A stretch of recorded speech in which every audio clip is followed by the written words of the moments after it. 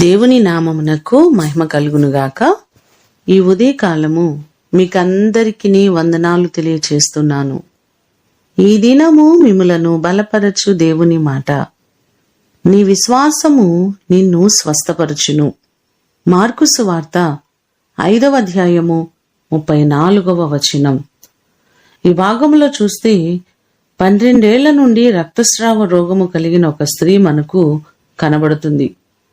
ఆమె తనకున్నదంతయు ఖర్చు చేసి వైద్యుల చేత ఎన్నో తిప్పలు పడి మరింత సంకటపడి ఏమాత్రమూ స్వస్థత లేనట్లుగా ఈ భాగంలో మనకు కనబడుతుంది. కానీ యేసు వస్త్రపు చెంగును ముట్టుకుంటే స్వస్థత పొందుకుంటానని విశ్వాసం ఉంచిన ఆమె ఆయన వస్త్రపు చెంగు ముట్టుకోగానే వెంటనే ఆమె స్వస్థత పొందినట్లుగా ఈ భాగంలో మనకు కనబడుతుంది.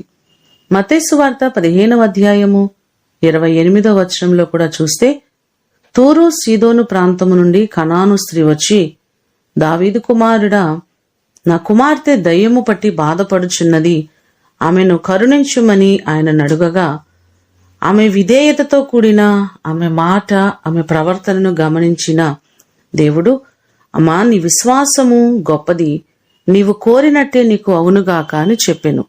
ఆ గడియలోని ఆమె కుమార్తె స్వస్థత పొందుకుంది.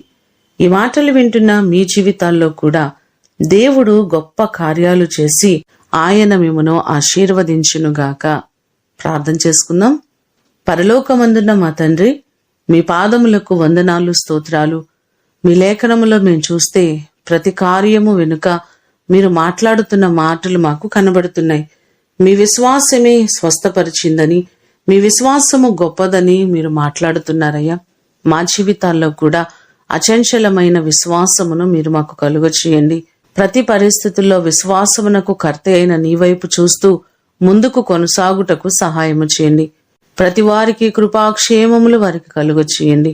వారికి ఉన్నటువంటి ప్రతి బలహీనతలు తొలగించి మీరు ఆశీర్వదించమని యేసు అతి ఘనమైన నామమున అడిగి వేడుకొని పొందియున్నాము తండ్రి. ఆమేన్. దేవుడు మిమ్ములను దీవించునుగాక.